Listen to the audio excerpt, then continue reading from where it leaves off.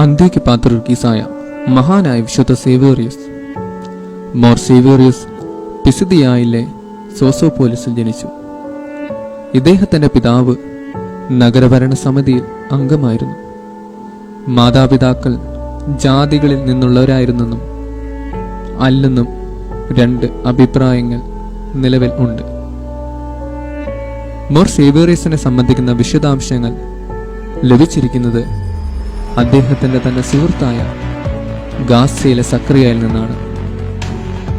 പിതാവിന്റെ മരണശേഷം മോർ സേവേറിയസ് മൂത്ത സഹോദരന്മാരോടുകൂടെ ഗ്രീക്ക്, ലാറ്റിൻ, പ്രസംഗകല എന്നിവ പഠിക്കുന്നതിനായി അലക്സാന്ദ്രിയയിലേക്ക് പോയി. പിന്നീട് AD 486 ബെയ്റൂട്ടിൽ പോയി നിയമം പഠിച്ച് അവിടെ അഭിഭാഷകനായി ജോലി ചെയ്തു. ബെയ്റൂട്ടിൽ താമസിച്ചുകൊണ്ടിരിക്കുമ്പോൾ ദൈവശാസ്ത്ര ഗ്രന്ഥങ്ങൾ വായിക്കുകയും അപ്പോസ്തലനായ പൗലോസിനെ പുകഴ്ത്തിക്കൊണ്ട് ആദ്യത്തെ പുസ്തകം പ്രസിദ്ധീകരിച്ചു. AD 488 ട്രിപ്പോലിസിൽ വെച്ച് മാമോദീസ ഏറ്റു. തുടർന്ന് AD 490 യെരുശലേം സന്ദർശിക്കുകയും ഗാസയ്ക്കും മഞ്ചൂമയ്ക്കും ഇടയ്ക്കുള്ള പത്രോസിന്റെ ദേറായിൽ സന്യാസിയായി ചേരുകയും ചെയ്തു.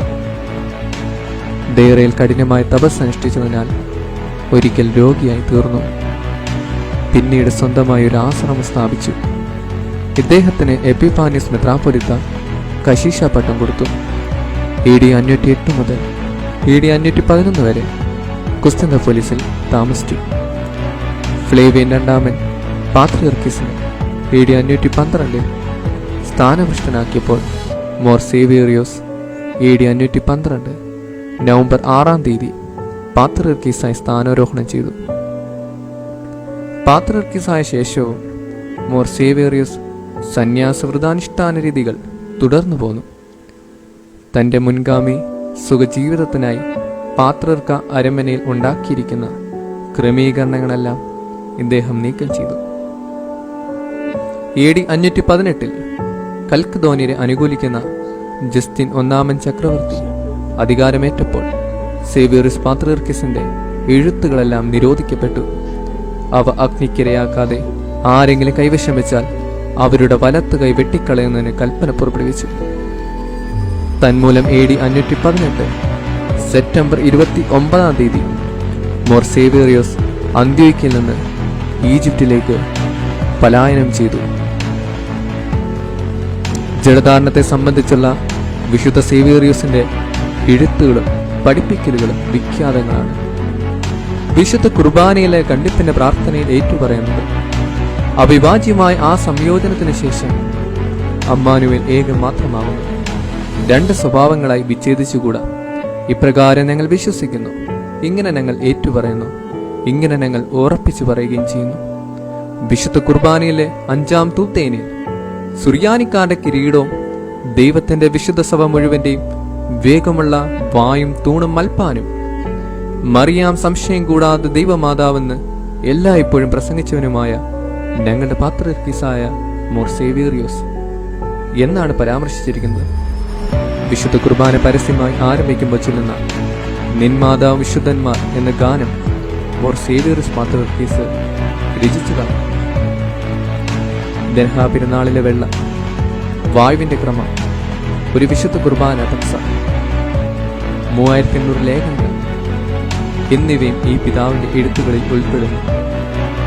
നിലവിലുള്ള എഴുത്തുകളുടെ വിശദമായ പട്ടിക പരിശുദ്ധനായ അപ്രേം പ്രഥമൻ ബാബ രേഖപ്പെടുത്തിയിട്ടുണ്ട്.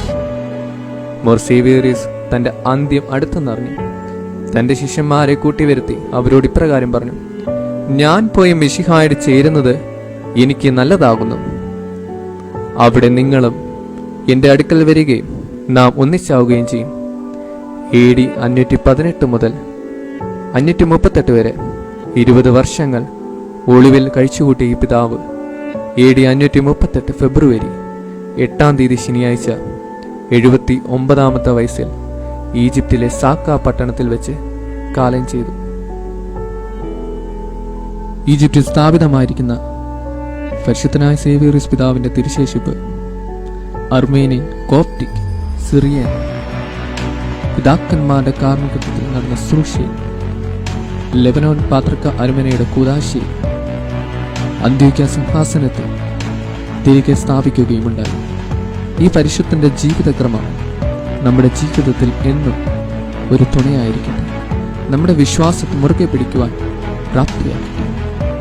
പരിശുദ്ധനായ മോർ സേവ്യറിസിന്റെ പ്രാർത്ഥന നമുക്കെന്ന് തുണയായിരിക്കട്ടെ. ആമേൻ.